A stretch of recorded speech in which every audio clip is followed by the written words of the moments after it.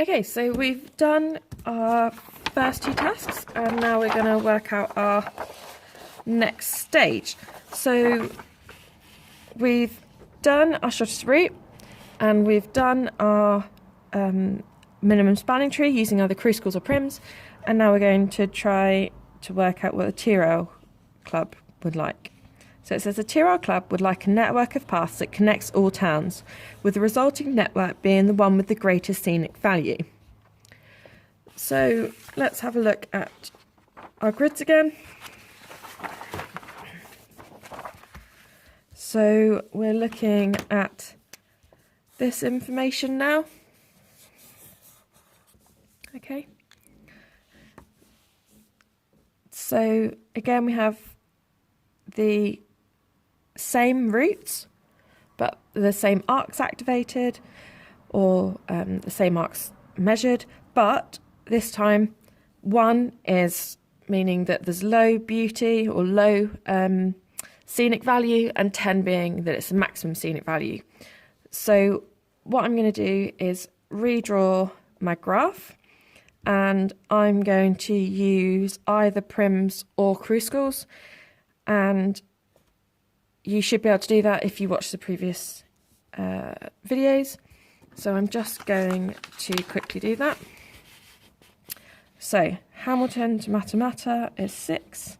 Maybe get a smaller pen so we can fit it all in. Then Matamata to T-Rail. Let's put that in. So Matamata to T-Rail was 8. Okay, so I'm just going down the line of and ticking them off as I do them.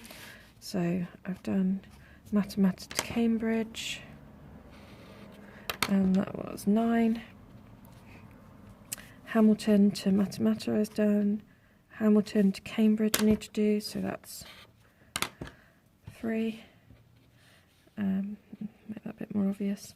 Hamilton to, where's that going? Pangaea. And then that's going to be 8. And then 10 is, what am I doing? So that's like, oh, I made a mistake. Hang on, 2, yeah, sorry, I should be going from Hamilton. So that's 10. Looked at this graph so much, I'm starting to do it without actually checking. Okay, and then Cambridge T-Rail.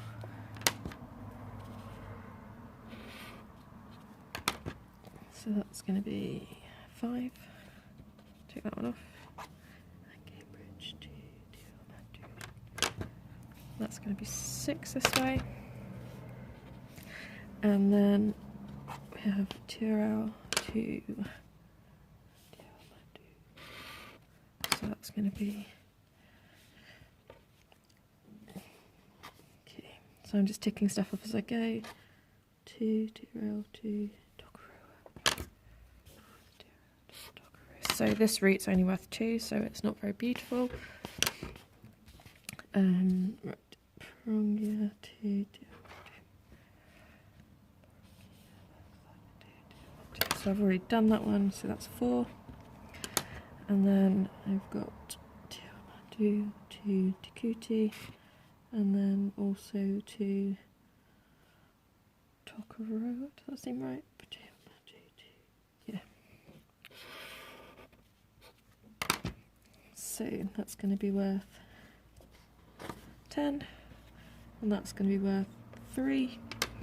And I have Takuti to Tokoroa, and then Takuti to Tapao. So now I can just fill this in. So Takuti to Tokoroa was, I'm sorry about these pronunciations, I will, and I have been told them, but I forget. And then Takuti to Tokoroa, Tapao, 7, and then Tokoroa to, so that's 4. Right.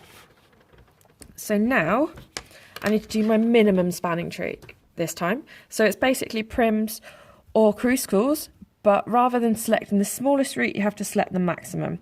And we're just going to keep track beside it. So I've done quite a dark colour, so I'm going to do a light colour over the top so it stands out. So I'm going to start with my first 10, and it doesn't really matter which one you start with because luckily they're next to each other, so I'm gonna go straight from Hamilton to Tiawa, Mutu, and then to Takuti. So I'm gonna go Tam to Tiawa. Just gonna keep a note, and that's 10. And then I'm gonna go from Tiawa to Takuti, and that's going to be 10. Okay, so already we've used up 20. So now from this, I'm going to use Kruskal's method, and I'm going to highlight all of my 9s so that I maximise my route. So I've got a 9 there from Cambridge. Oh, wrong pen. From Cambridge. Just remember to tell the examiner you're using Kruskals, so that's why your numbers jump all over the place, because you're basically just selecting the biggest and then eventually checking for cycles. So Cambridge to Mata, and that was worth 9. And then the next 9 was Takuti. I remember with prims, you have to write your activated node first, whereas with Kruskals, it doesn't matter where you jump to, it doesn't matter which order you write them in. But I've just been going left to right just for ease, so I don't lose track. So now, have I got any 8s? Yeah, I've got 2. So I'm going to go down here and down here. So I've got Hamilton. So I've got Hamilton to Prongia. And that's 8. And then I've got Mata.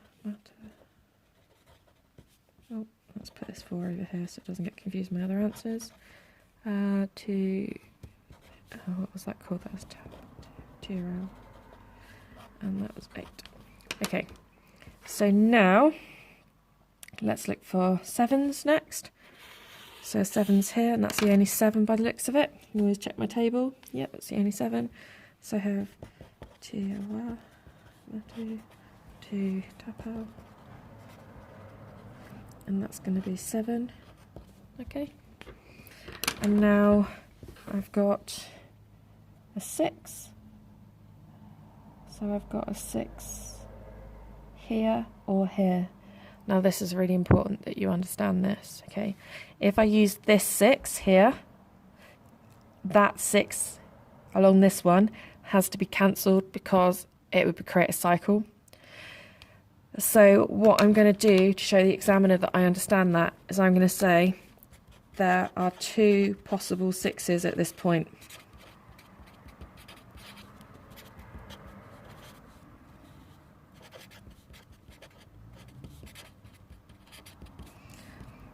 Whichever one you choose,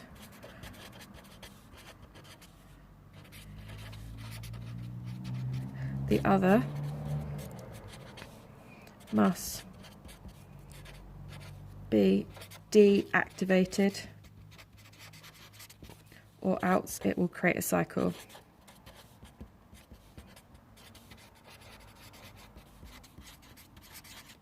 I have chosen to use,